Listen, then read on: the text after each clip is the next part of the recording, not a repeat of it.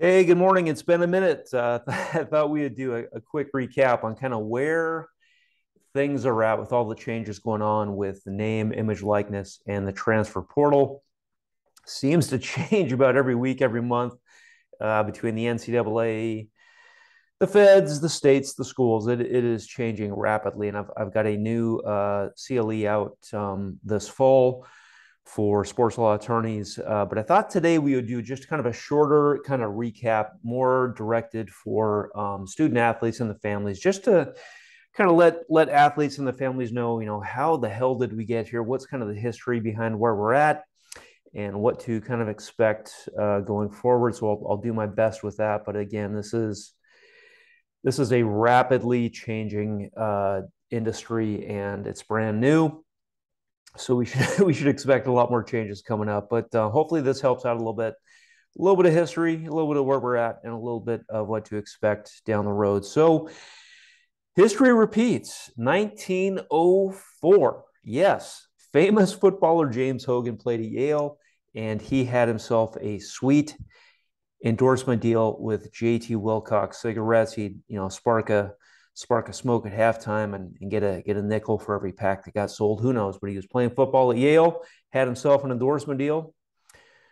Things are going well for James. So 1939, the University players went on strike for higher pay. You can't be doing that today. 1948, they finally had enough at the college level, and they instituted what's called the Sanity Code. And they said, college players, you're amateurs, you cannot be getting payments under the table. No endorsements. We'll pay for your food, your room, your tuition, your books, but you cannot be getting paid under the table or doing endorsement deals. And things stayed about the same up until 2019. And 2019, California, the bluest of blue states, entered what's called Senate Bill 206, a name, image, likeness bill that would allow college players in California to get paid for endorsements and not lose their scholarship or amateur eligibility. And California said, "Hey, we're gonna sign this today in 2019, but it's not going to go into effect until 2023." So they provided some time and distance for that to take place, a little bit of breathing room. So California is the bluest of blue, and Florida, the reddest of red, said it will do you one better, and they signed Senate Bill 646, which would allow their state-based name, image, likeness to be effective July 2021, and that started the snowball rolling down the hill. NCAA said, we got to step in. And July of 2021, the NCAA signed the interim NIL policy, which is where we're kind of at today, which says, regardless where you go to school, you can be engaged in endorsement deals and hang on to your amateur status as an athlete in college. So that's kind of where we're at today.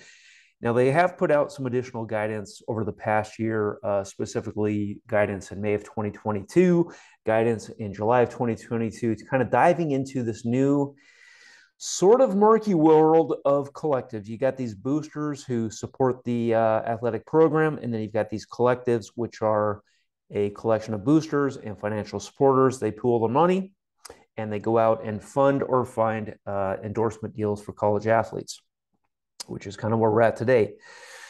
2023, what I'm predicting is we're going to start to see enforcement actions specifically against these collectives, enforcement actions regarding name, image, likeness, and the transfer portal, any kind of tampering going on. But this is going to be an interesting year coming up because the NCAA sent out an email to all the NCAA schools in August of 2022, and they put the schools on notice. They said, we are actively investigating these name, image, likeness deals. And once we get further information, we'll let you know. But they put the schools on notice that the NCAA is looking for violations, anything regarding recruiting tampering, transfer tampering, anything involving pay for play. And the NCAA is going to jump all over that. So for the student athletes out there, if you got high school, college student athlete, family, this is kind of what we're looking at when we talk about NIL, name, image, likeness. it is okay to go out there and get an endorsement deal and retain your amateur status. Back in the day, you couldn't do that. You would lose your scholarship and lose your eligibility at the college level. You just got to make sure that these name, image, likeness deals, an endorsement deal, you go down to the car dealership, you give a speech, you get paid some money. It's got to be based on fair market value.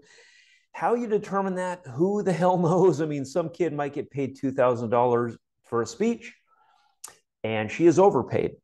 The next kid might get paid $50,000 for a speech, and she is underpaid. Fair market value, it's gray area, but the NCAA is trying to figure out what is fair market value, and they will be going after companies and collectives and boosters if they find something that goes against what they think fair market value is. But again, it's very gray area. Quid pro quo.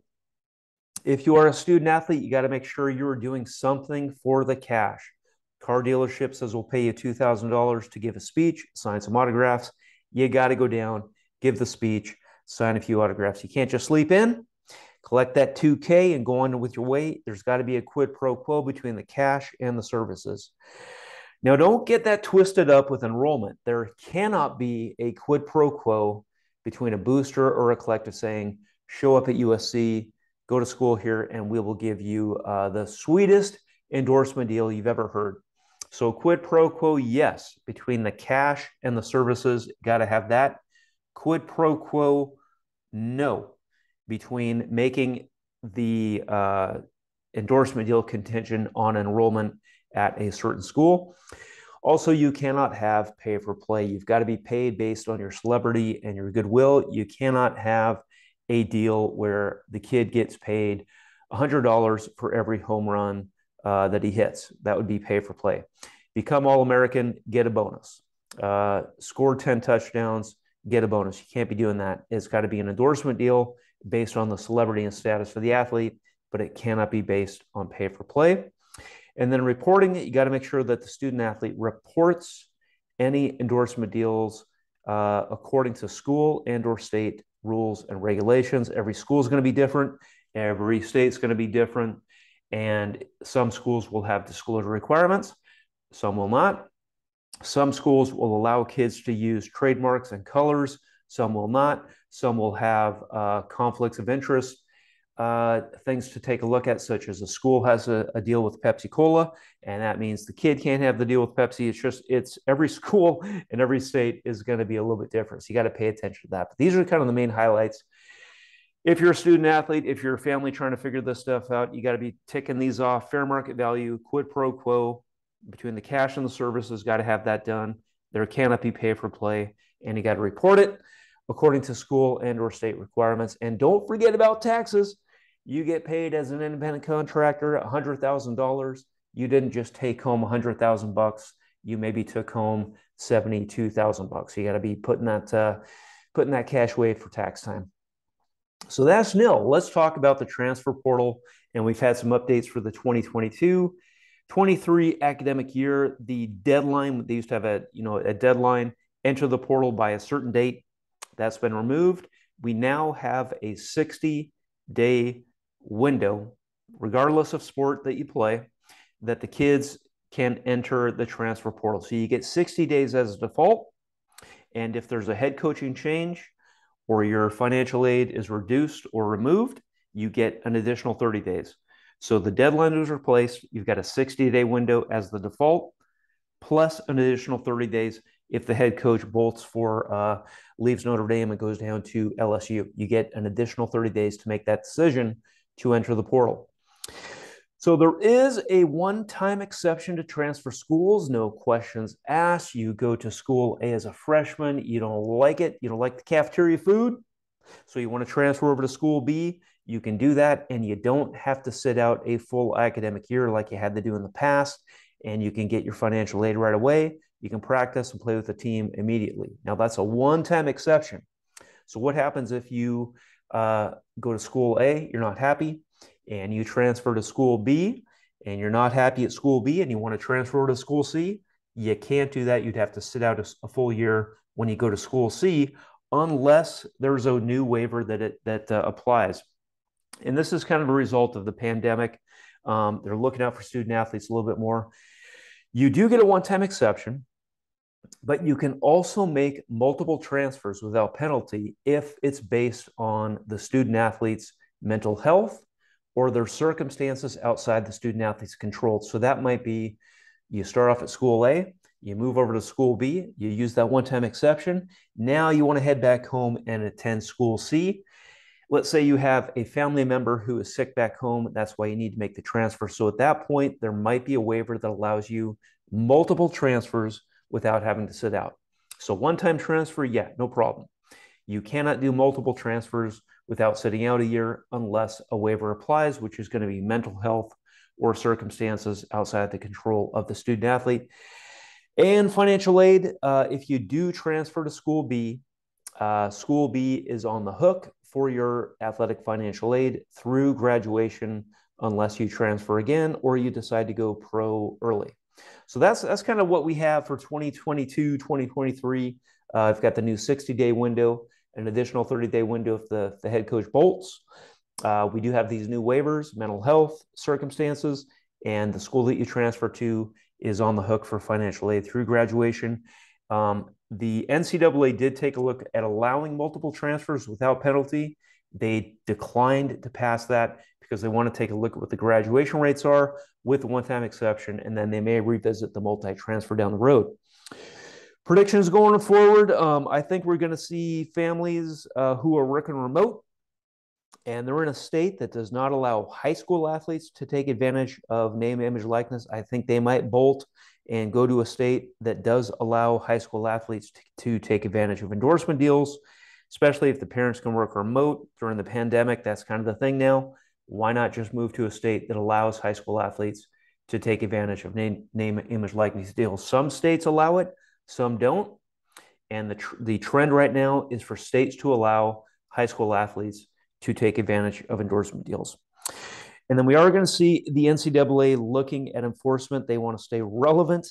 They will be looking at tampering with recruiting or tampering with transfers, specifically with boosters and collectives and coaches. The NCAA will be looking for those kind of pay-for-play violations, and they will be looking at agents who kind of allow themselves to be available to the student athlete with eligibility remaining. And the agent says, yeah, I'll help you out with the endorsement deals, but you got to let me represent you when you go pro down the road. There's still a bright line test with that. With the endorsement deals, a student athlete is allowed to hire an agent to go out there and get those endorsement deals. But if a student athlete still has eligibility remaining, he or she cannot agree to use that agent down the road for a pro contract. You would still lose your eligibility if you have a verbal with an agent to represent you on a pro contract down the road. There's still that bright line test. So go out and get an agent to help out with endorsement deals. That's allowed. Having a verbal with an agent to sign you on a pro contract 2 years down the road after eligibility expires, that is not allowed. All right. Hopefully that helps out, and have a good holiday season.